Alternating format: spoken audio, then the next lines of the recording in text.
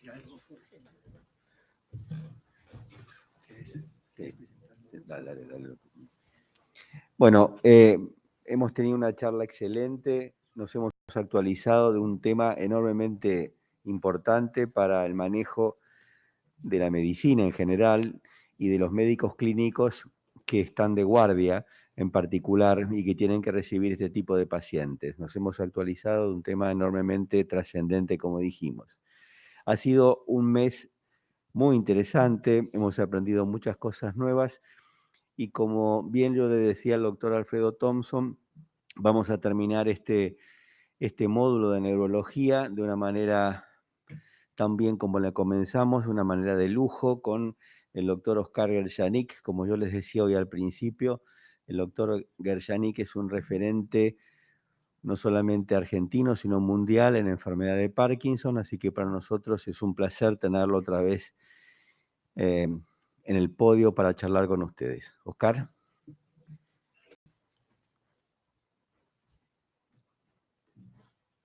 Gracias. Bueno, muchas gracias, doctor Mercado y doctor Thompson. Esta charla va a ser totalmente distinta a la anterior, porque el doctor Claverí les ha dado pautas de manejo clínico y terapéutico. En el campo de mi especialidad, que es Parkinson y movimientos anormales, el problema que vemos cotidianamente es la falla en la impresión diagnóstica. O sea que yo voy a concentrarme fundamentalmente en señalar cuáles son los elementos de juicio que tenemos que tener en cuenta a la hora de distinguir distintas patologías dentro del espectro de los movimientos anormales. Para avanzar como... Ahí está. El primer elemento que quiero que tengan en cuenta es que la terminología enfermedades extrapiramidales es una terminología anticuada, perimida, no se usa más. En la actualidad nos referimos a movimientos anormales o trastornos del movimiento. Ese es el nombre de la subespecialidad. ¿Por qué se ha cambiado esto? Porque enfermedades extrapiramidales era un término absolutamente restrictivo desde el punto de vista anatómico y patofisiológico. En la actualidad sabemos que muchos de los movimientos anormales no tienen su sitio de producción en ese sistema neuroanatómico y fisiológico que llamamos sistema extrapiramidal, como por ejemplo las mioclonías. O, por ejemplo, se ha incluido en trastornos del movimiento la ataxia y la espasticidad, que son fenómenos que se producen en áreas que nada tienen que ver con los circuitos de los ganglios basales. De manera tal que en el campo de los movimientos anormales nosotros definimos a estos como alteraciones del movimiento que pueden o no estar asociadas a trastornos del tono y de la postura. Y subdividimos a los efectos prácticos estas patologías en trastornos hiperkinéticos o hipokinéticos. Dentro de los trastornos hiperkinéticos tenemos todos los movimientos anormales convencionales como la corea, la distonía, las mioclonías, los tics, los temblores y las estereotipias. Y los cuadros que se caracterizan por una reducción del movimiento y por eso los llamamos trastornos hipokinéticos, incluyen a los síndromes parkinsonianos, a los síndromes atáxicos y a la espasticidad. Por supuesto que la etiopatogenia y la patofisiología es muy variada y dada la escasez de tiempo y la amplitud del tema que me toca tratar, no vamos a entrar en etiopatogenia, patofisiología o terapéutica, sino fundamentalmente en hacer hincapié en la distinción fenomenológica de estos cuadros. ¿Y cuáles son los factores que contribuyen a un incorrecto diagnóstico dentro de este campo de los movimientos anormales? El primero y principal es la inadecuada identificación del tipo de movimiento anormal, que nos permite posteriormente identificar el síndrome y acertar con respecto a la entidad nosológica a la que nos estamos enfrentando. Y esto se debe en parte a la al no conocimiento de las características de cada uno de estos movimientos y cómo se definen y por qué se definen y qué características los distinguen, y además por una falla en el uso de los criterios diagnósticos que existen. En primer lugar, tenemos a la corea, y esto es un término que deriva de una palabra griega que significa danza. Por lo tanto, los movimientos coreicos, que son breves, abruptos y regulares, tienen una melodía cinética. Por eso se lo denominó corea. Y lo que es llamativo es que a pesar de ser movimientos involuntarios, es muy frecuente que los pacientes que tienen este tipo de movimientos, consciente o inconscientemente, los incorporen a la gestualidad normal. Por ejemplo, cruzarse los brazos si tienen movimientos anormales o cruzar las piernas. Cuando estos movimientos son leves, y esto ocurre particularmente en chicos, por ejemplo, con corea de Sydenham, lo que podemos ver en el paciente es lo que aparenta ser un cuadro de inquietud motora o irritabilidad, sin la gran amplitud del movimiento coreico más definido. Estos son ejemplos de distintos tipos de movimientos coreicos. Tenemos acá, por un lado, un paciente con un cavernoma de ganglios basales que tiene una hemicorea izquierda. En el centro, un paciente con una corea de Sydenham. Y a mi derecha, una niña con una corea hereditaria. Fíjense ustedes que estos movimientos tienen una melodía cinética, como yo les dije, y en algunos casos parecería ser un cuadro de inquietud motora. La distonía, que es el otro tipo de movimiento anormal, a diferencia de la corea, se caracteriza por contracciones musculares sostenidas o intermitentes, y esto produce ciertos movimientos, como sacudidas, o posturas anormales, o ambos, que son frecuentemente repetitivos. Y estos movimientos siguen habitualmente un patrón con elementos de torsión sobre el eje corporal. Y también pueden asociarse a oscilaciones rítmicas de tipo temblor. Muchas veces estos movimientos son desencadenados por una determinada acción o por la adopción de una postura. O sea que uno, cuando examina a un paciente, no se puede quedar tranquilo de que el paciente no tiene un fenómeno distónico porque no observamos ninguna anormalidad en el reposo, sino que hay que hacerle hacer acciones o adoptar posturas para que desencadenen el movimiento. Y acá tenemos también distintos ejemplos de, o sea, no te podés parar derecho. Movimientos distónicos si de soltar la rodilla. En distintos sectores corporales. Estirar los brazos para adelante. Intentá soltar la Los tres primeros casos de arriba son formas de distonías generalizadas de la infancia, de grado de severidad variable. Fíjense, a mi derecha un caso extremadamente severo, en la izquierda es un caso más leve, y en el medio, fíjense ese niño que lo que está haciendo es una treta sensorial.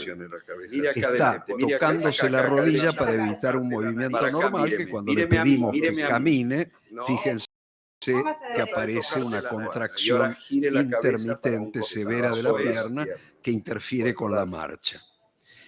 Los casos de abajo son formas de distonía focal del adulto a nivel cervical, fundamentalmente, y en este caso, en esta paciente, tiene a nivel craneano y cervical contracciones intermitentes. Es lo que se llama un síndrome de Meige más un tortícolis. Muy bien, mire. Las mioclonías son quizás el movimiento anormal más frecuente a los que ustedes se van a enfrentar como médicos clínicos. Y su definición es extremadamente simple. Las mioclonías son sacudidas musculares rápidas, breves, involuntarias y arrítmicas. Esto es importante para diferenciar del temblor, que es una oscilación rítmica de un segmento corporal. Y estas pueden ser focales, multifocales, segmentarias o generalizadas de acuerdo a la porción de nuestro cuerpo que esté involucrado en la generación de estas. Y por supuesto que la patología y la etiopatogenia va a ser muy variada porque las mioclonías pueden generarse desde una afectación cortical, subcortical, tronco encefálico, médula espinal. O sea que tenemos mioclonías generadas por alteraciones a distintos niveles del eje encéfalo-medular.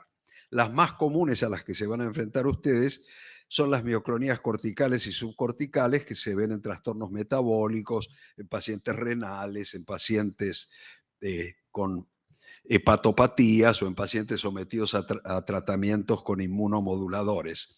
Acá tenemos, por ejemplo, 2 casos de pacientes con trastornos metabólicos y tratados con inmunosupresores que tienen estas sacudidas breves que caracterizan a las mioclonías. 86,7,93. En estas 2 diapositivas necesitaría que ponga el sonido. ¿Puede ser? ¿O lo pongo yo? A ver. Yo lo puedo controlar de acá.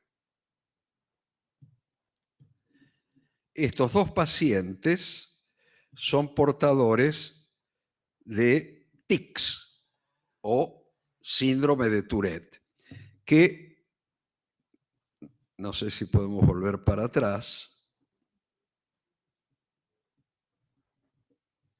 Bueno, vamos a ver entonces estos ¿Qué dos es lo que pacientes. nota o cuáles son las dificultades mayores que tiene? Cuénteme qué es lo que ha notado últimamente, qué es lo que le pasa. Y lo trato, me pasando, no puedo hablar, no puedo mucho mantener una conversación, y los grito, Y después se intercalan estas etapas de movimientos Cuénteme un poco qué le anormales. pasó con la última medicación que tomó. Este es un paciente que también tiene múltiples movimientos. Ustedes ven que tose, carraspea, gira la cabeza, la sacude, es como si estuviera acomodando el cuello. Estos son ejemplos de tics.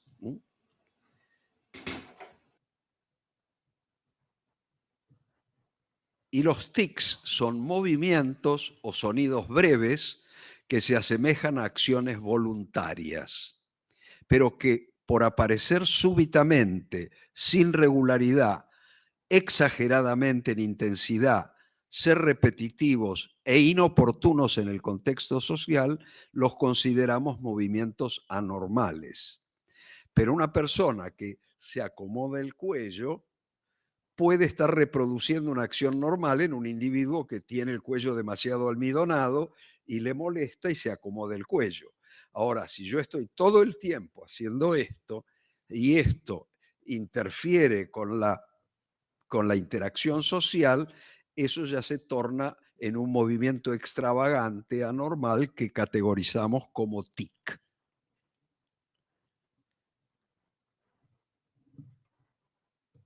A ver.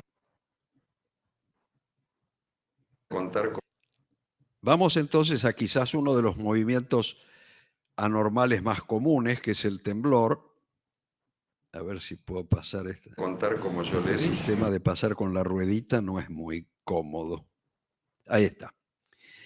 El temblor, como les dije al principio, es una oscilación rítmica de un segmento corporal y en general se los identifica o se los clasifica según su desencadenante.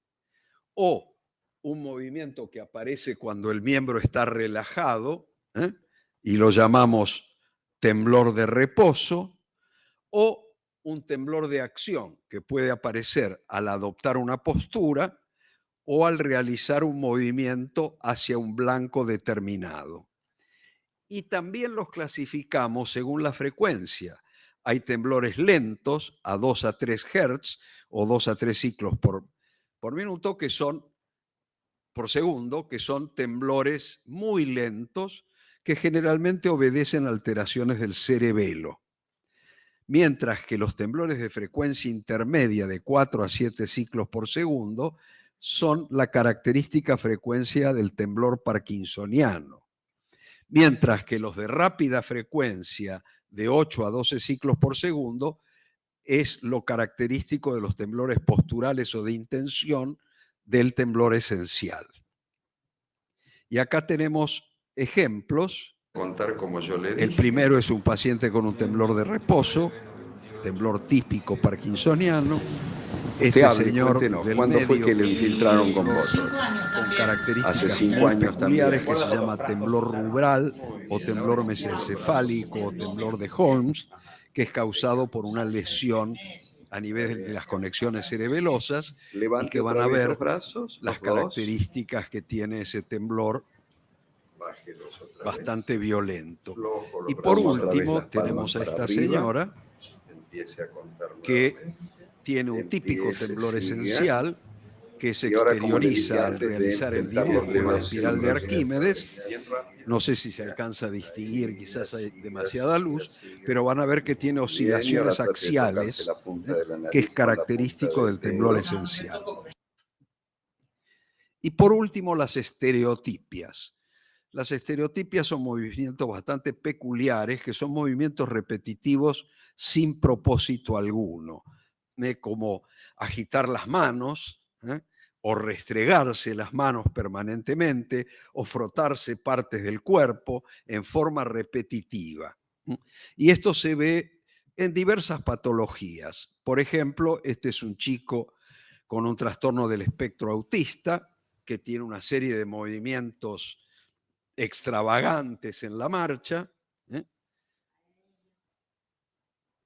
gira sobre sí mismo, va en puntas de pie.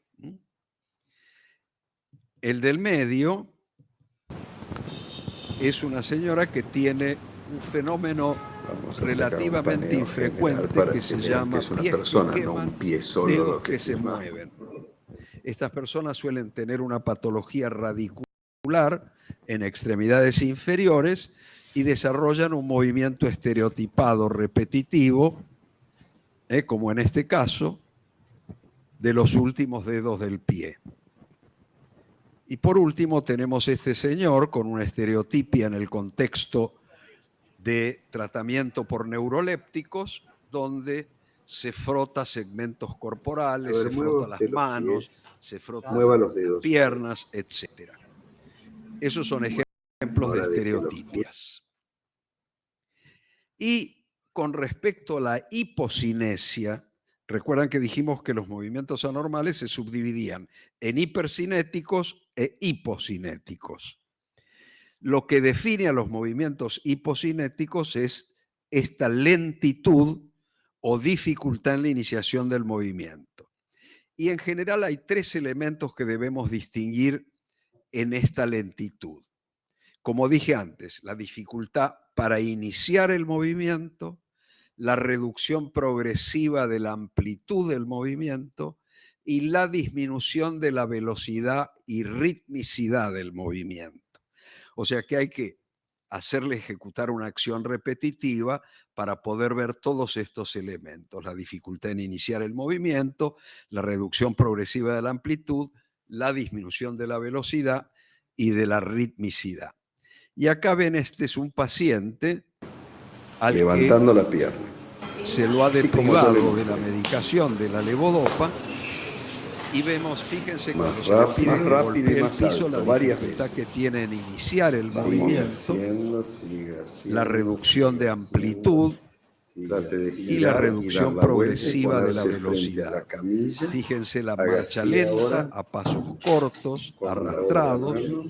Y fíjense abajo la lentitud para hacer movimientos repetitivos alternantes, que son parte de las maniobras que hacemos para examinar. Y fíjense que hay una diferencia entre el brazo derecho y el brazo izquierdo en este paciente, donde la reducción de amplitud y velocidad es mucho mayor de la mano izquierda que de la mano derecha. Levantando la pierna. Yo les dije que uno de los problemas era distinguir el tipo de movimiento anormal y el segundo problema era cómo incorporarlo esto a un cuadro clínico determinado. Entonces, el primer nivel es distinguir cuáles son los movimientos anormales que están presentes. Tomemos por caso un paciente con enfermedad de Parkinson que van a tener una combinación de un fenómeno hipocinético como es la lentitud, más un fenómeno hipercinético como es el temblor. El segundo nivel es la identificación del síndrome. ¿Y cuál es el elemento que ustedes vieron predominante en ese paciente que yo mostré con un cuadro parkinsoniano? El elemento predominante es la lentitud. Por eso decimos que estos pacientes tienen un síndrome asinético, con pobreza de movimientos. Identificar cuáles son los elementos asociados. Si ese paciente tiene rigidez y tiene además un temblor, tenemos un síndrome asineto rígido y con temblor. Y el tercer nivel implica el diagnóstico nosológico, el diagnóstico de enfermedad. Identificar la causa a través de los antecedentes personales y familiares, los antecedentes epidemiológicos, el modo de instalación, cómo fue la progresión, qué signos asociados hay y, por supuesto, recurrir en última instancia a exámenes complementarios. Luego vamos a ver cómo hacemos para arribar este diagnóstico nosológico en el caso del ejemplo este de un paciente parkinsoniano. A partir de ahora vamos a hablar de los errores diagnósticos más frecuentes que se dan en la clínica. El número uno por lejos es diagnosticar enfermedad de Parkinson en un paciente con temblor esencial o diagnosticar un temblor esencial en un paciente con enfermedad de Parkinson. ¿Cómo distinguir una enfermedad de Parkinson de los llamados parkinsonismos atípicos? Tiene enorme importancia porque su pronóstico evolutivo es totalmente diferente.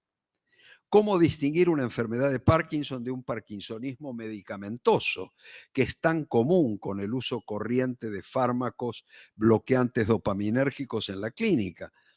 Tomen por caso la metoclopramida, el Reliberan, que es una de las llamadas medicaciones habituales que uno tiene en el botiquín en la casa y que se toman como si fuera una aspirina. ¿Cómo distinguir una distonía de un trastorno ortopédico? Muchas veces me han llegado a la consulta niños con distonía que estaban a punto de ser operados por traumatólogos para corregir deformidades posturales. Y no hay nada peor que operar a un paciente con una distonía, porque he visto casos que tenían solamente una postura anormal en el pie, fueron operados e inmediatamente a partir de la cirugía la distonía se generalizó a todo el cuerpo. ¿Cómo distinguir una corea de Huntington o enfermedad de Huntington de una disquinesia tardía? Una es una enfermedad genética irreversible y mortal y el otro es un fenómeno farmacológico corregible. ¿Y cómo distinguir algo que también es muy importante en la clínica, movimientos anormales de base orgánica versus lo que llamamos trastornos funcionales que anteriormente se denominaban psicogénicos? Y la otra dificultad muchas veces que nos encontramos en la clínica es cómo distinguir una mioclonía de un temblor, que son movimientos anormales que pueden resultar parecidos. Y ahora vienen las preguntas. ¿Cuál es la manifestación clínica primordial del síndrome parkinsoniano? ¿El temblor de reposo, la bradicinesia, la rigidez o todas son correctas?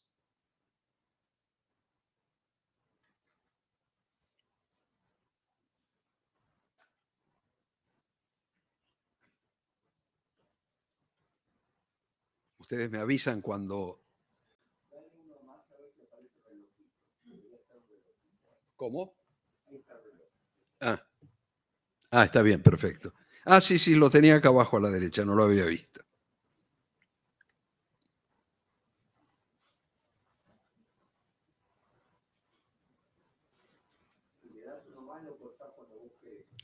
¿Sí?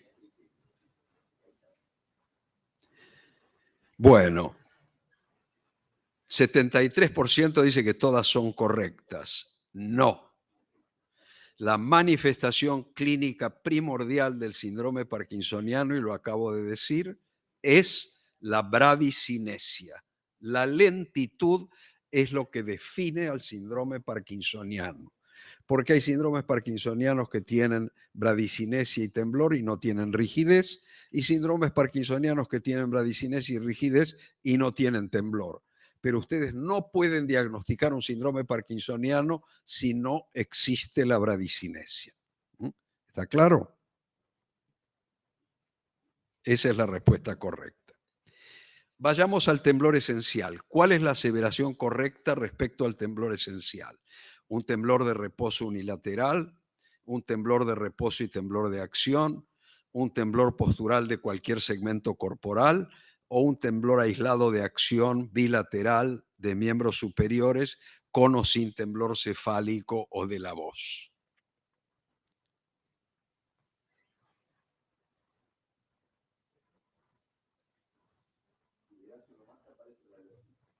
Bueno, ahí está.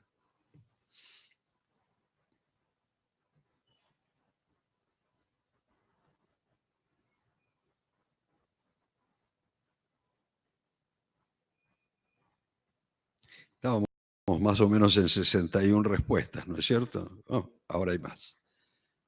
Ahora creo que... Bueno, veamos. 48% dijo que es un temblor de reposo y un temblor de acción. No. El temblor esencial es un temblor aislado de acción bilateral de miembros superiores con o sin temblor cefálico o de la voz. No hay temblor de reposo en el temblor esencial, ¿no? Es característicamente un temblor aislado. ¿Qué significa aislado? Quizás en castellano no significa lo mismo que en inglés. Isolated significa algo que es único, que no tiene ninguna otra cosa. Entonces, un paciente con temblor esencial lo único que tiene es temblor de acción, lo único, y es bilateral. Acabo de venir de ver un paciente que hace 8 años comenzó con un temblor en la mano izquierda. Estuvo 8 años con un diagnóstico de temblor esencial. Y el paciente tiene una enfermedad de Parkinson por 2 motivos. Uno, que tiene un temblor de reposo, no un temblor de acción.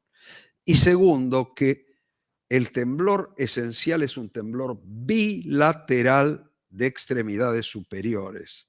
Es muy, muy infrecuente, yo le diría casi imposible, que un temblor esencial sea unilateral.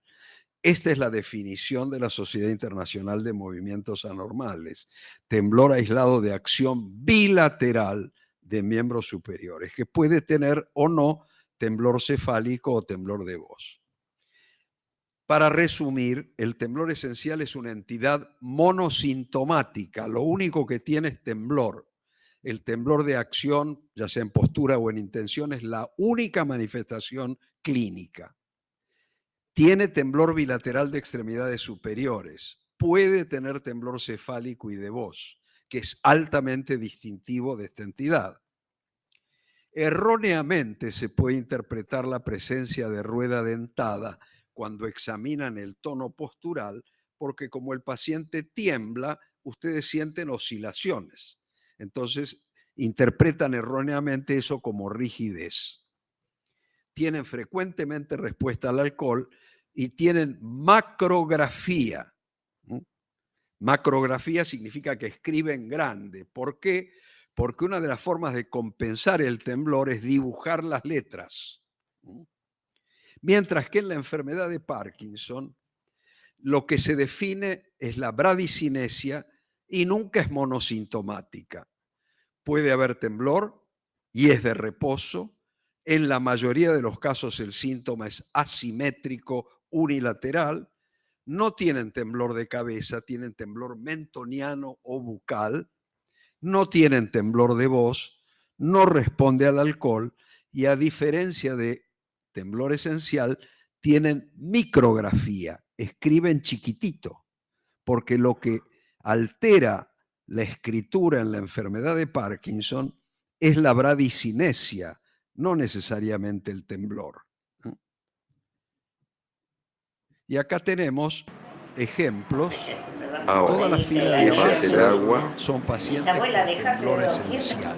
Y haga así, ponga las manos así. Fíjense al dibujar la espiral de Arquímedes. Ahora hágalo con la mano hace esas izquierda. oscilaciones. Póngase El la temblor agua es bilateral de manos. zigzag, Miren las este líneas paciente se trasvasando agua. Y ahora Y ponga arriba las manos tienen apuntando un los dedos caso típico índices, leve uno de un contra paciente otro, con cinco cada vez, temblor empiece a contar en el contexto de una rápido, enfermedad de de Parkinson. cierre atrás. Tiene temblor en el brazo izquierdo, balancea menos el brazo Deje las manos izquierdo. en reposo ahora. Tiene Haga movimientos otra vez, repetitivos, lo más rápido lentos que y de pueda. menor amplitud en la mano izquierda. No O sea que no es déjela en reposo. monosintomático. Es asimétrico Y y tiene además del temblor claramente bradicinesia, desaparece que es el su elemento brazo distintivo. hacia adelante. El problema mayor se suscita en aquellos pacientes que vienen a la consulta y tienen como única manifestación un temblor postural unilateral. Hay estudios tanto prospectivos como apoyados por estudios funcionales de imágenes que muestran que la gran mayoría de los individuos que concurren a la consulta con un temblor unilateral, aunque sea en postura, si le hacemos un DAT scan, o sea, un SPECT del transportador presináptico de dopamina o un fluorodopa PET, ¿no?, vamos a encontrar que tienen una reducción asimétrica de la captación del radiofármaco, demostrando un compromiso de la vía dopaminérgica nigroestriatal. ¿Por qué, dirán ustedes, tiene ese individuo un temblor postural? Porque el temblor de reposo desaparece inicialmente con la postura, pero después de un rato vuelve a aparecer cuando el individuo relaja la mano.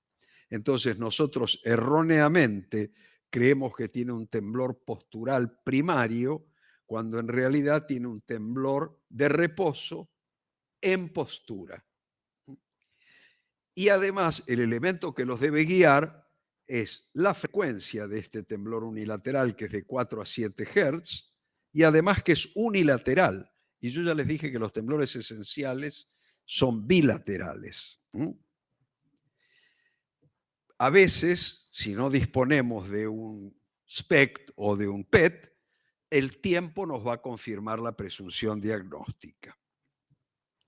Con respecto a parkinsonismos atípicos, ustedes saben que se denominan parkinsonismos atípicos a una serie de entidades nosológicas que se manifiestan con un síndrome parkinsoniano, pero que o tienen la misma neuropatología que la enfermedad de Parkinson, pero un compromiso clínico y evolutivo diferente, o tienen una patología diferente, como es el caso de las taupatías. La enfermedad de Parkinson es una sinucleinopatía, porque tiene depósitos anormales de alfa-sinucleína. Pero hay parkinsonismos atípicos que son sinucleinopatías, como la atrofia multisistémica o la demencia con cuerpos de Levy. Mientras que la parálisis supranuclear progresiva y la degeneración córtico-basal son parkinsonismos con depósitos anormales de proteína tau, como la que se deposita normalmente en la enfermedad de Alzheimer. Y esta es una dificultad enorme. Y no solo es una dificultad enorme para los clínicos, sino que es una dificultad enorme para los neurólogos, con poca, con mediana o con mucha experiencia. Y esto se debe a que no contamos con ningún biomarcador específico de alta sensibilidad que nos permita diferenciar unos de otros. Y tenemos que basarnos en criterios clínicos diagnósticos, elementos de sospecha, para decir, es probable que este paciente no tenga una enfermedad de Parkinson y tenga un parkinsonismo atípico. Entonces, la primera pregunta es, ¿cumple el paciente con todos los criterios diagnósticos establecidos por la Sociedad Internacional de Parkinson y Movimientos Anormales para definir enfermedad de Parkinson, si no los cumple totalmente, tenemos la obligación por lo menos de pensar en diagnósticos alternativos.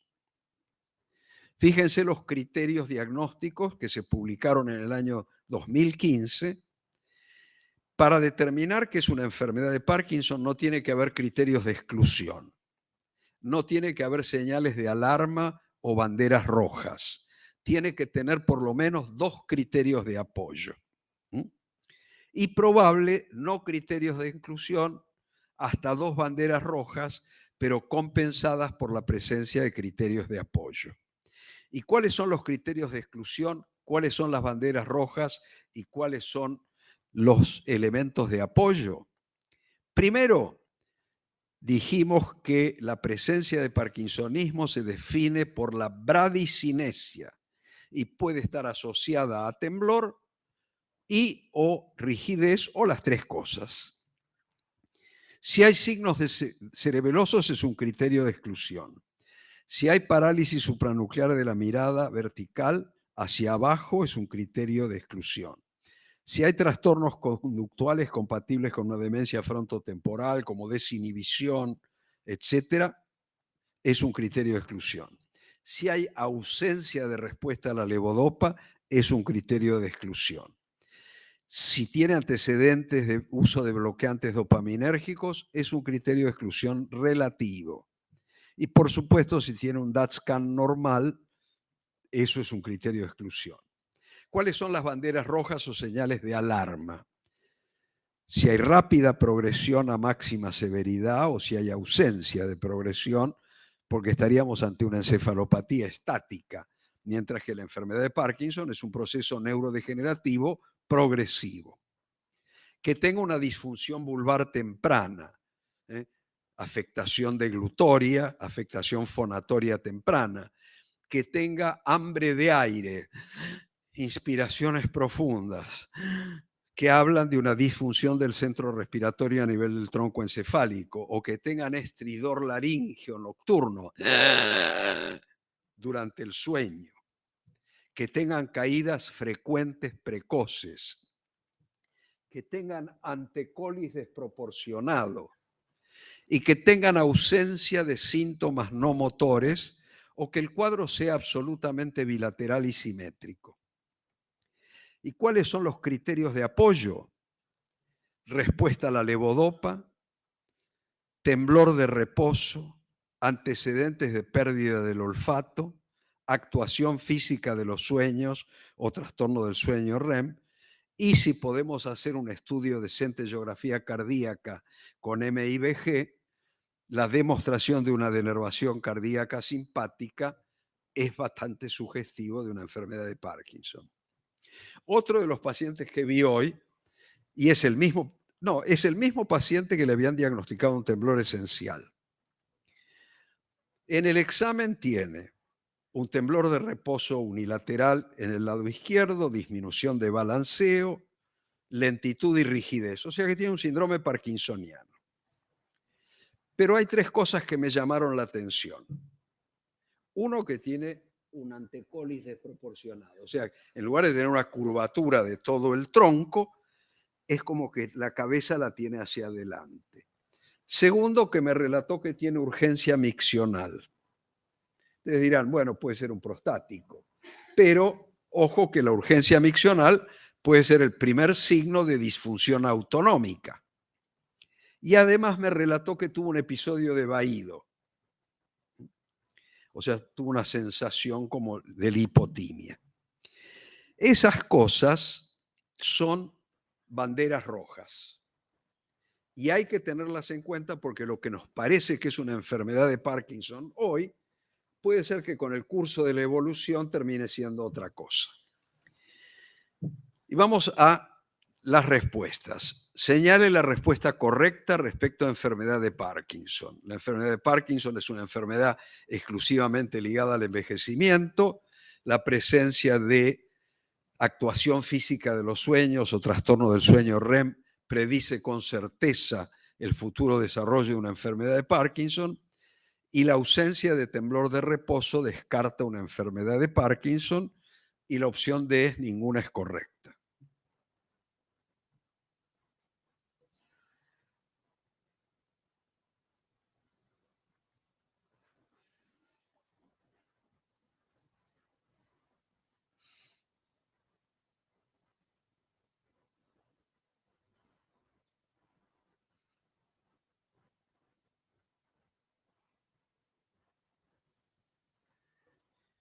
Va reduciendo el número de los que responden.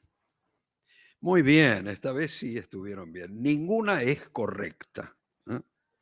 La ausencia de temblor no descarta una enfermedad de Parkinson. 35% de los pacientes con enfermedad de Parkinson no tienen temblor nunca. La presencia de trastorno del sueño REM no predice enfermedad de Parkinson, predice sinucleinopatía. O sea que puede ser enfermedad de Parkinson, puede ser atrofia multisistémica o puede ser demencia con cuerpos de Levy. Y no es una enfermedad ligada al envejecimiento. Aunque el envejecimiento es el factor número 1 de riesgo, hay enfermedad de Parkinson desde la adolescencia hasta la adultez y la vejez. Es una enfermedad que afecta a todas las edades de la vida. Que sea más frecuente en el envejecimiento, lo admito, pero no es una enfermedad exclusivamente ligada al envejecimiento. ¿Qué exámenes complementarios permiten hacer diagnóstico diferencial entre enfermedad de Parkinson y parkinsonismos atípicos? El SPECT del transportador presináptico de dopamina, el PET con fluorodopa, la resonancia magnética cerebral. Ninguna es correcta, todas son correctas.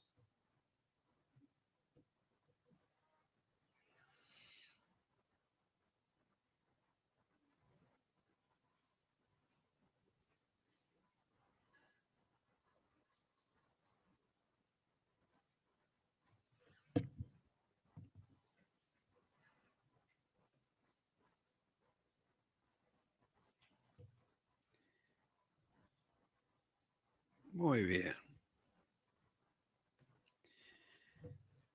53% contestó todas son correctas. No, ninguna es correcta.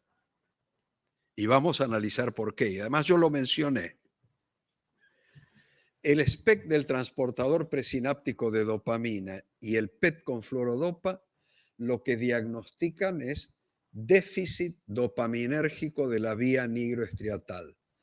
No diagnostican ni diferencian entre enfermedad de Parkinson o parkinsonismos atípicos, porque todos tienen deficiencia dopaminérgica nigroestriatal. Si no, no tendrían síndrome parkinsoniano. La resonancia magnética cerebral es un estudio cuyo poder resolutivo no alcanza a distinguir las manifestaciones microscópicas de la enfermedad. Y a pesar de que en la actualidad se utilizan estudios de resonancia magnética con susceptibilidad para hierro, hay falsos positivos y falsos negativos.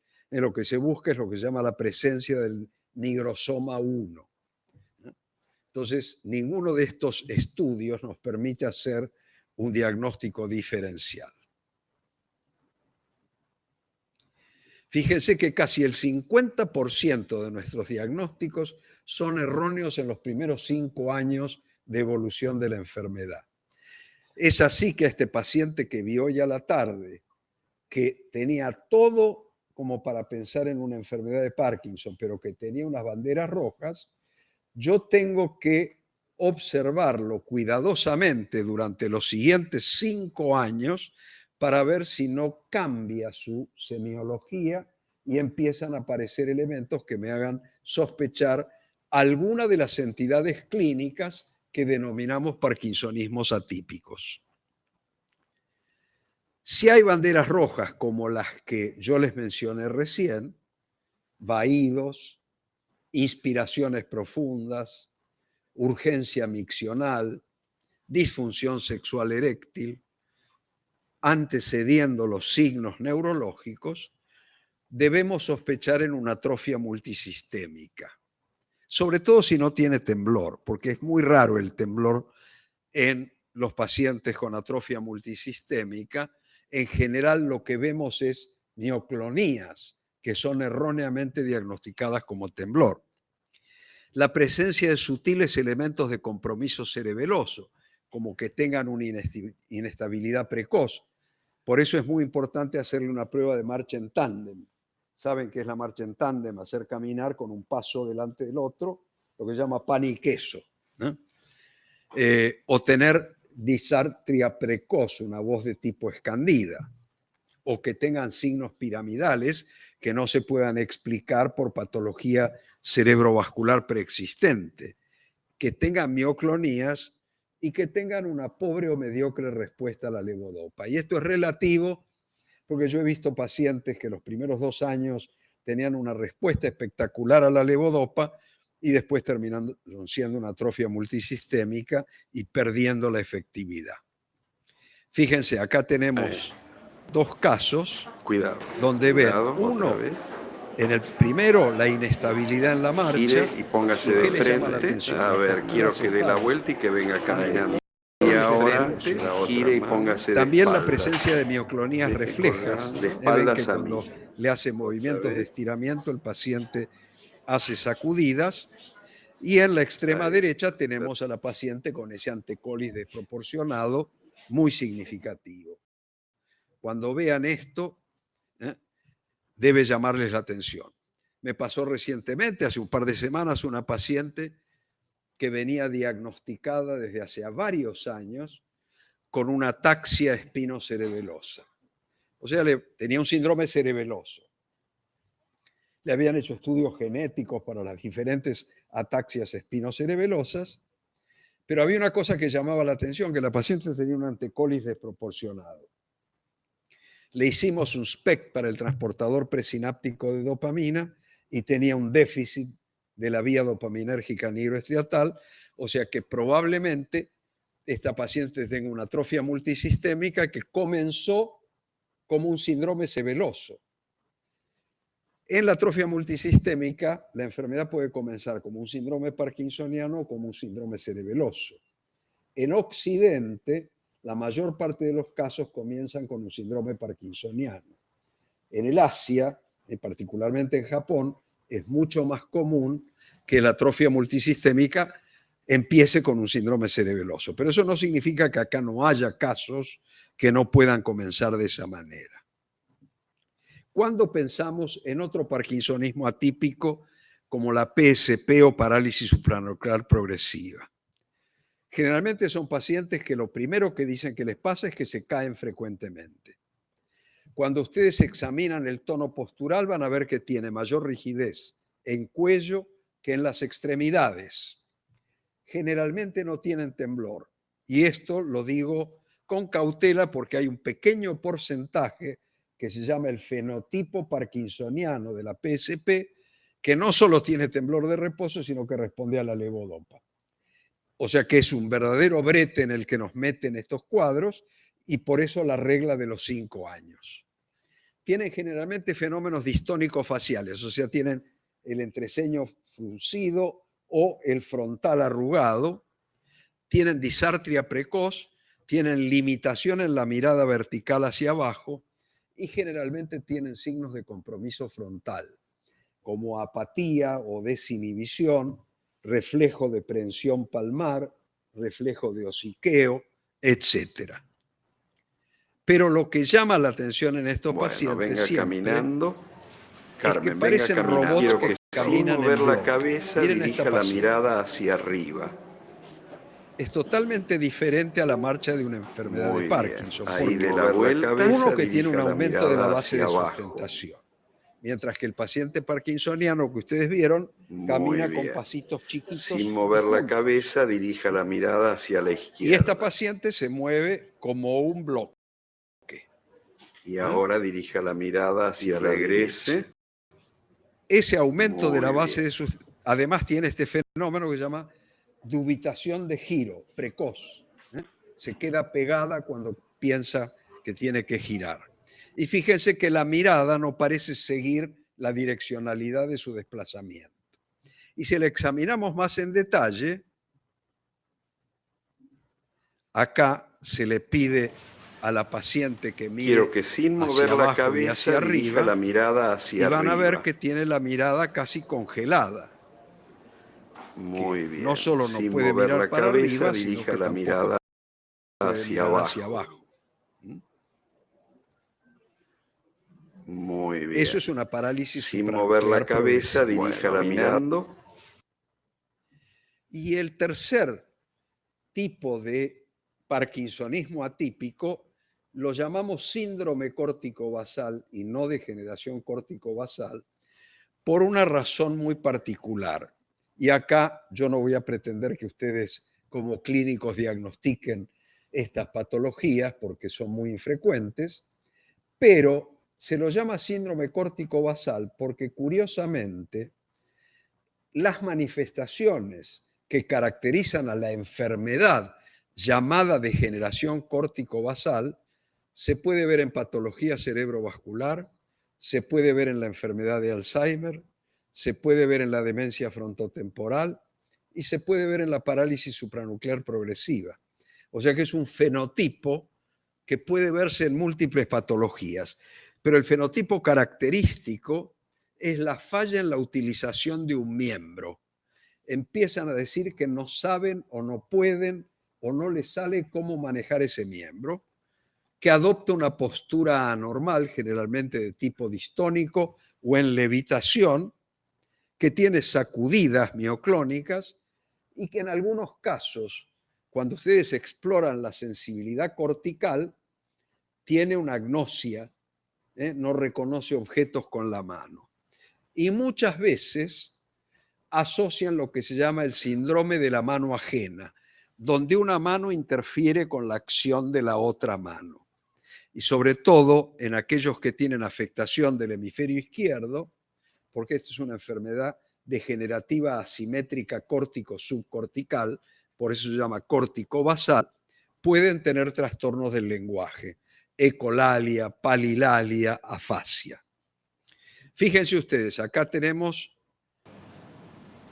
No apoye los en pies en el el de arriba escalón, déjelos vemos colgando. un síndrome de la mano Déjelos ajena. Fíjense que se le déjelos está pidiendo colgando, que haga déjelos colgando. diadococinesia y la mano izquierda cruza la línea Ahora haga media, así con las dos tiene manos, dificultades bueno. prácticas, Ponga no las puede manos hacer el así movimiento opuestas una contra otra. solicitado. Fíjense que la mano parecería Y ahora tener trate de una hacer así con voluntad las dos manos propia. simultáneamente, con las dos manos. Muy bien. Trate de hacer Esta es una así. foto donde vemos la postura distónica y acá vemos a la misma paciente varios años Mire después para adelante, señora. con Trate de mirar para leve arriba. trastorno supranuclear de la mirada, con un cierto grado Trate de de mirar para extensión abajo, sin mover del la cuello, cabeza. Trate de mirar con para los costados. blefaroespasmo, o sea, fenómenos sin mover distónicos la craneanos, cabeza, para el y van otro a ver costado. la postura de la mano, que ya ha empezado a afectarse la mano izquierda. Puede levantar un ¿Cuál es poco mi la mano, sospecha? intentar levantar la mano lo que Es un pueda. síndrome córtico-basal, pero la presencia de extensión del cuello, Ahí trastorno está, un poquito supranuclear de la puede. mirada, fenómenos distónicos Perfecto. craneanos, es probable que esto sea una parálisis Vamos a supranuclear ver el progresiva pie. que se manifestó con un síndrome córtico-basal.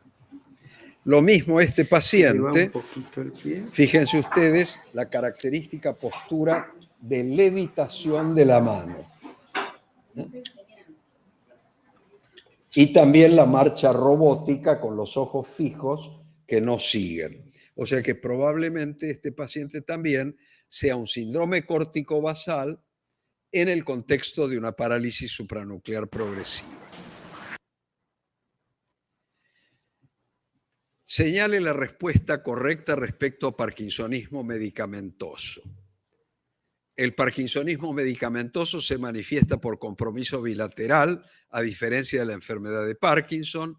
Se debe tratar con levodopa. El SPECT cerebral del transportador presináptico de dopamina permite diferenciar enfermedad de Parkinson de parkinsonismo medicamentoso, o ninguna es correcta.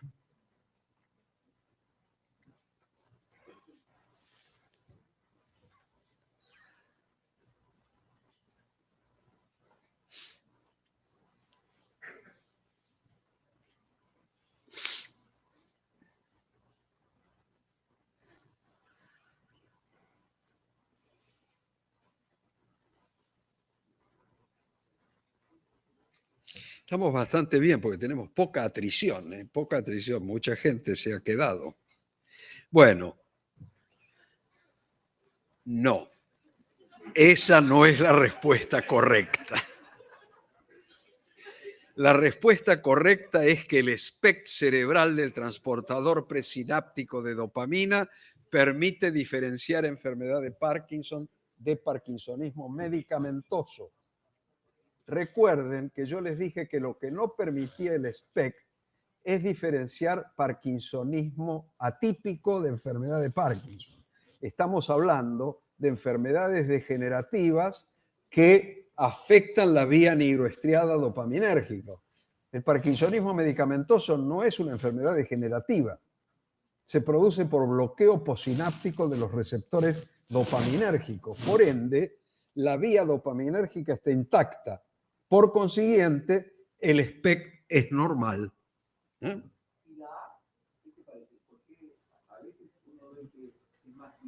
Es indistinguible el parkinsonismo medicamentoso de la enfermedad de Parkinson. El que te diga, como es bilateral y simétrico, me parece que es farmacológico, o por más que te diga que tiene una disquinesia bucolingual, que es característico del parkinsonismo medicamentoso, un gran porcentaje de los parkinsonismos medicamentosos son enfermedades de Parkinson que eran preclínicas y que fueron puestas de manifiesto por el bloqueo adicional del fármaco. Pero aquellos que son puramente farmacológicos se pueden distinguir por el Trodatscan.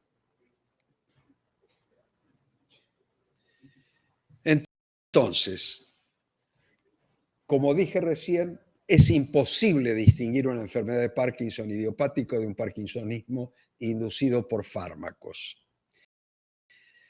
Lo fundamental es por lo menos tener la sospecha. Y la sospecha está dada ¿por qué? Por la exposición a fármacos potencialmente productores de parkinsonismo medicamentoso. Y tengan en cuenta que no solo son los neurolépticos. Todas las benzamidas sustituidas como la metoclopramida, la sulpirida, la clevoprida, infinidad de idas que están en compuestos que se utilizan para mejorar la digestión, producen bloqueo dopaminérgico. Los bloqueantes cálcicos que se utilizan para el tratamiento de la jaqueca y los mareos, como la flunaricina. Algunos bloqueantes cálcicos, como la amlodipina, pueden esporádicamente producir parkinsonismo medicamentoso. ¿Cuál es la conducta? Suspender la medicación responsable y evaluar la evolución del paciente. Si pueden hacer un Trodatscan y si es normal, confirmarle al paciente que el cuadro entre 6 y 12 meses va a desaparecer. Pero ocasionalmente se trata de pacientes con una enfermedad de Parkinson en la etapa premotora, o sea que no tenían signos motores, pero ya tenían pérdida de olfato y trastornos del sueño REM o depresión, y que el fármaco bloqueante sumó al déficit dopaminérgico preexistente. Entonces, a esos pacientes les sacamos el fármaco bloqueante, mejoran, pero no desaparece el cuadro. O desaparece, pero un año o 2 años más tarde empiezan otra vez con manifestaciones clínicas. O sea que hay que tener eso en cuenta. Les conté al principio que me ha pasado en un par de oportunidades chicos con distonía del pie, o sea, una postura anormal del pie al caminar en guadaña, que ya venían prestos a ser operados por un cirujano ortopedista, pensando en una deformidad esquelética de causa congénita y que terminaron siendo distonías con el riesgo que eso implica, por lo que mencioné previamente, que si a un paciente con una distonía de inicio ustedes lo someten a un estrés o un trauma quirúrgico, lo más probable es que la distonía, que generalmente es de causa genética, explote y se manifieste totalmente. Me pasó un caso de un chiquito que no tenía ninguna manifestación clínica, iba en el auto con su papá, sin cinturón de seguridad, frenada brusca, se dio contra el tablero con la clavícula, se fracturó la clavícula. A la semana de haberse fracturado la clavícula empezó con una postura anormal del miembro superior derecho y en el término de 2 meses tenía una distonía generalizada. O sea que los traumas, ya sean accidentales o quirúrgicos, desencadenan la aparición de síntomas distónicos en pacientes con predisposición genética. Y la distonía idiopática inicia habitualmente con posturas anormales, sobre todo estamos hablando de la infancia, en los pies, inversión y aducción de un pie. Tener en cuenta que la distonía es un fenómeno postural dinámico que se desencadena con la acción, que es debido a la contracción simultánea e intermitente de músculos antagonistas, lo que determina la aparición de estas posturas o movimientos anormales que generalmente tienen un componente de torsión sobre el eje corporal. Y es útil que en estos casos busquen otros trastornos posturales adicionales, como por ejemplo escoliosis o movimientos anormales desencadenados por la adopción de una postura determinada. Y les cuento una anécdota. Hace muchos años me viene a ver un joven, y es muchos años porque era en la época que existía el servicio militar obligatorio. Me viene a ver un joven en edad de cumplir su servicio militar, yo lo examino y el paciente, cuando adoptaba una postura determinada, aparecían sacudidas distónicas bastante severas. Le escribo una nota al servicio de salud del ejército diciendo que ese paciente, o ese individuo, ese joven, tenía uno de los criterios de excepción para hacer el servicio militar porque era portador de una distonía. La neuróloga que vio al paciente, una amiga mía conocida, lo examinó y no vio nada. Y lo incorporaron al servicio militar. ¿Cuál sería la sorpresa del instructor de tiro? Que cuando le pusieron un fusil en la mano, el paciente empezó a hacer torsión y con el riesgo que se implicaba para dónde podía salir el tiro. Entonces, tengan en cuenta que en las etapas iniciales la distonía es un fenómeno que puede ser desencadenado exclusivamente por la acción y no estar presente en el reposo. Y acá tenemos ejemplos. Los de arriba son dos Ahí hermanos al llegar a la con mitad distonía regresa. idiopática de la infancia generalizada, Es un por cambio mutación del gen de YT1. impresionante. Y vuelve otra Fíjense, vez. esta chica empezó con esa postura anormal del pie. Y El ahora hermanito, no. Ahí además está, de las sí. posturas anormales, fíjense Sí, que sí. tiene una escoliosis importante. Peleantes. Y esta chiquita de abajo está en una etapa más temprana, donde ven que los movimientos se desencadenan Otra mano. ante la adopción de Los brazos hacia los posturas. costados. Cuando está en Los reposo, dos, y trata de parece hacer así. absolutamente normal. Bueno. Ya vamos terminando, tengan paciencia.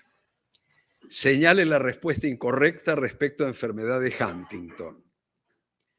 Y hago hincapié en el término enfermedad de Huntington. Ya van a ver por qué. A ver si les sirve de pista. La enfermedad de Parkinson es una enfermedad autosómica dominante con 50% de chance de heredabilidad en la descendencia. La enfermedad de Huntington se puede dar a cualquier edad. El diagnóstico de la enfermedad de Huntington se hace por la presencia de corea con antecedentes familiares y la ataxia y la impersistencia motora son signos habituales en la enfermedad de Huntington. Recuerden que tenemos que señalar la incorrecta.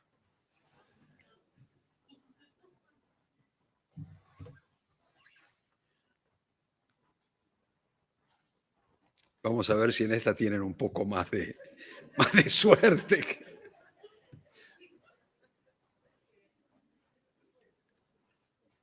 Yo les di una pista, ¿eh? Les dije que la enfermedad se llama enfermedad de Huntington, no corea de Huntington.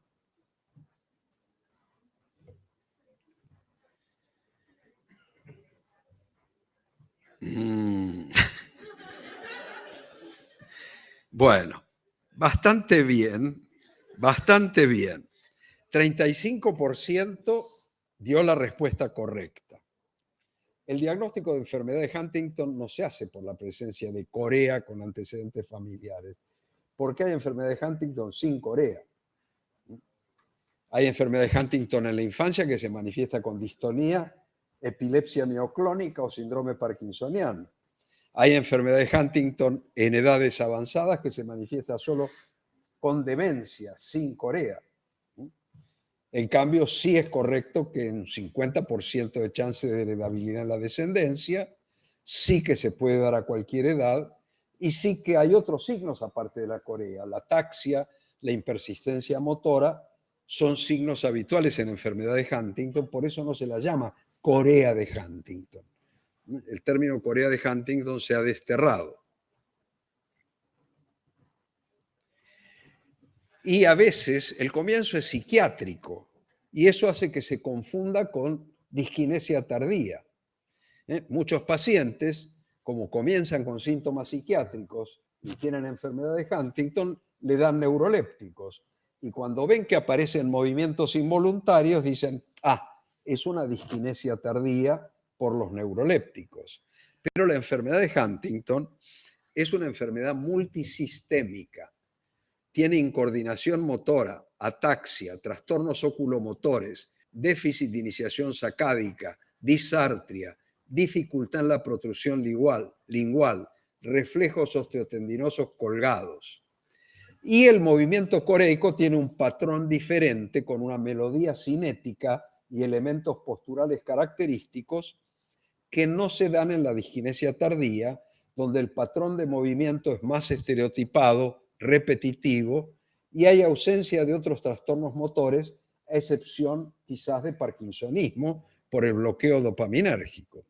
Bueno. Los tres casos de arriba son tres casos de Huntington. Fíjense la ataxia que tiene este muchacho con dificultad de hacer marcha en tándem. Intentar poner un pie delante del otro. Superior. El del medio, que tiene un deterioro cognitivo severo, tiene un desequilibrio de la marcha, movimientos coreicos y fenómenos distónicos. Tratando de poner y un en pie esta paciente del vemos otro. el característico reflejo colgado. Bueno, uno adelante Presten del atención. otro. Dale, ya. Ahora en la otra pierna. Eso no es un reflejo colgado, eso es un reflejo pendular. Otra vez. Bueno, ahora no aparece. Otra vez. No, en la otra pierna, Eso es un reflejo colgado. ¿Vieron? Percutieron, se levantó la pierna, quedó en el aire un segundo y después bajó. Eso es un reflejo colgado. Mientras que estas dos pacientes tienen disquinesia tardía. Son movimientos estereotipados y repetitivos. No tienen la melodía cinética que tiene la corea. Fíjense la paciente de la derecha, con este movimiento de flexión del tronco y de la lengua. Eso no es un fenómeno coreico, es un fenómeno estereotipado. Bueno, ya llegamos al final, nos quedan 3 minutos. ¿Cuál es la aseveración correcta respecto a un trastorno del movimiento funcional? Presencia de movimientos incongruentes e inconsistentes, lo que significa variabilidad, antecedentes de trastornos psicológicos, el movimiento puede desaparecer ante la sugestión y el diagnóstico de trastorno del movimiento funcional se hace descartando patologías orgánicas y A y C son correctas.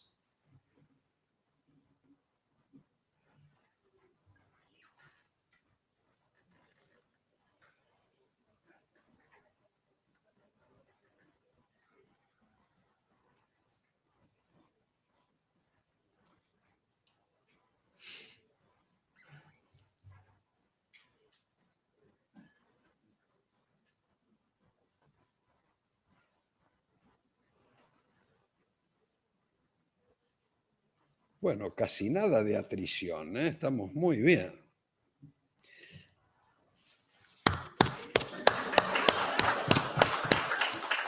Muy bien, muy bien. A y C son correctas. ¿Por qué? Porque no es necesario que haya antecedentes psicológicos. Por eso se llama trastorno funcional y no trastorno psicogénico. Y el diagnóstico se hace por criterios clínicos positivos, no descartando patología orgánica. Porque además hay una cosa que yo siempre le digo a los residentes, a los fellows, a los alumnos. El ser humano es un ser orgánico, biológico. Todo lo que le pasa es orgánico. Aún los fenómenos psicogénicos son orgánicos, porque pertenecen a una estructura, a un organismo biológico. Entonces, esa dicotomía entre lo orgánico y lo psicogénico no tiene validez. Es funcional porque no hay lesiones estructurales microscópicas o macroscópicas, pero hay una alteración del funcionamiento del cerebro. Hay una alteración de la conectividad en los trastornos funcionales demostrados por resonancia magnética funcional. Entonces tenemos frente a nosotros un paciente con movimientos anormales, que en general son movimientos difíciles de caracterizar.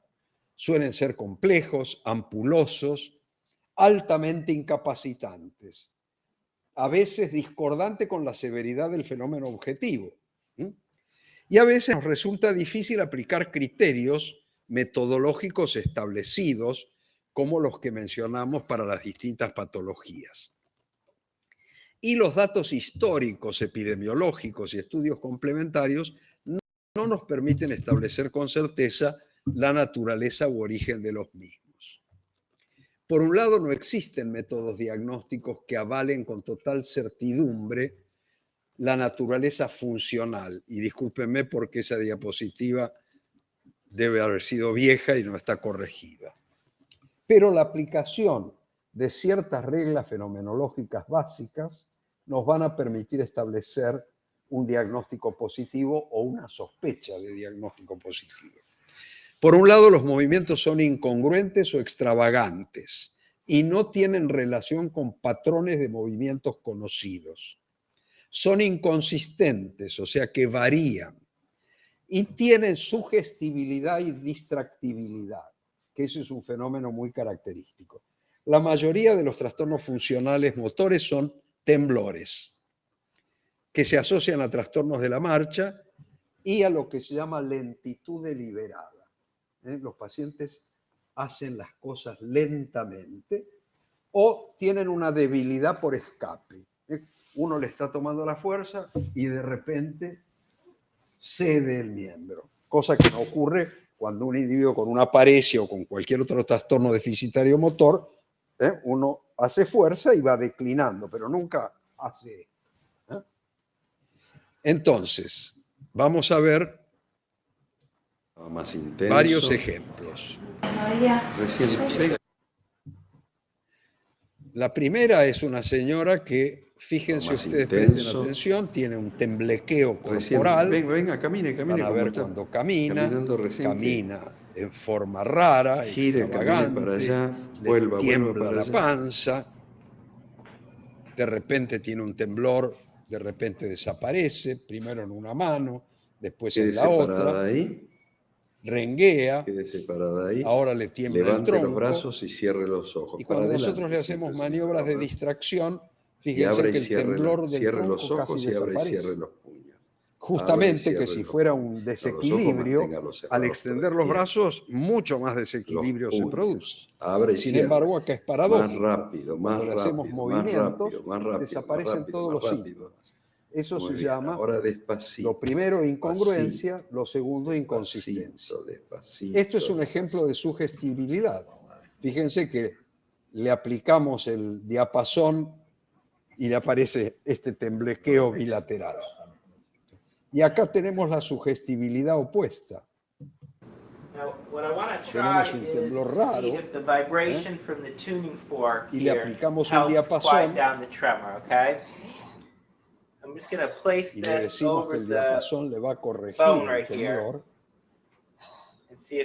Y fíjense cómo el temblor se atenúa. Eso es sugestibilidad. Otra maniobra que pueden hacer frente a temblores funcionales es la maniobra de ajuste de frecuencias. Yo tengo un paciente que tiene un temblor así. Y yo le digo, a ver, mueva lentamente la mano, el temblor se va a ajustar a la frecuencia del movimiento voluntario. No es posible, nuestro cerebro no puede, voluntaria o involuntariamente, hacer un movimiento con una mano mientras se esté ejecutando la otra una diferencia de frecuencia. Entonces se ajustan las frecuencias. Eso es característico de los temblores funcionales. Esto es un movimiento exótico, extravagante, que no se ajusta a patrones cambiantes, y además no les traje el video. ¿Qué es esto? La chica lo ¿Y esto? desaparecieron. Y esto es un patrón de marcha extravagante. Y fíjense que uso el término extravagante, no bizarro. La palabra bizarro en español no significa lo mismo que en francés y en inglés. Bizarro en español significa con hidalguía. Un soldado es un bizarro. En francés y en inglés, bizarro significa extravagante. Fíjense la marcha extravagante. Paso rápido, rápido. Y lo cambiante del movimiento. De repente va para adelante en la chica esta, de repente va para el costado. Esos son movimientos funcionales. Bueno, con esto los dejo. Usen los criterios de identificación fenomenológica que delineamos en la introducción. Usen los criterios diagnósticos de las distintas enfermedades, pero sobre todas las cosas, agudicen la capacidad de observación, estando en todo momento atento a la aparición de elementos clínicos que puedan ayudar al diagnóstico. El secreto es observar, observar y observar. Gracias.